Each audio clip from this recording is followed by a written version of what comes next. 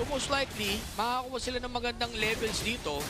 Less sa item ito si Reggie, less kunat. The jump in coming from Reggie, going for the sustain. Si Riley balikan ang kanya-kanilang mga buhay dito. Nakuha ito si Reggie, pangalawang beses na yan! Ni Bor backing away. The die rot, di pa rin naman siya namamatay. Oh, let's see kung paano mangyari dito. Kalahati ang Turtle. Movement, the jumping coming from Reggie, pero nag-test ang kanyang jump in. Makukuha ng Turtle sa kanya ni Cyprus. Pero tinan mo naman, para sa sustain, Reggie plus the Turtle. Dahan-dahan tumutumba ang mga miyembro dito ng Twisted Minds. Hinahabol na pwedeng sundan. That's 3 down. Pero yun lang, Blazing do it. That's all they're gonna do here. Ay!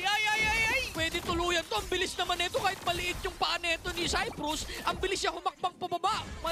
Na nagawan nila ng paraan yung game number 2. Pero kasi for sure, natuto na rin doon yung Ryexrock. Ito tingnan natin kung ano pa pwede maihain dito. Twisted Minds. Naku, sa mismong eskinita sila nilampagan ng Glorious Pathway.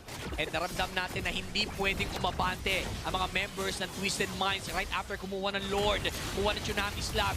Sinulog sa pero sobrang kuna with Blazing Fluid. Ito na, bang!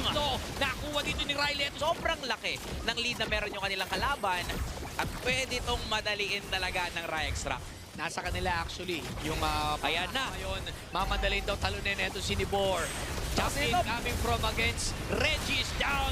Kalahati pa ang buhay dito ng Lord. Umaabante lahat ang kumpletong miyembro. Wow! Another jump. Na setup. Mount is down. Walang didepensan.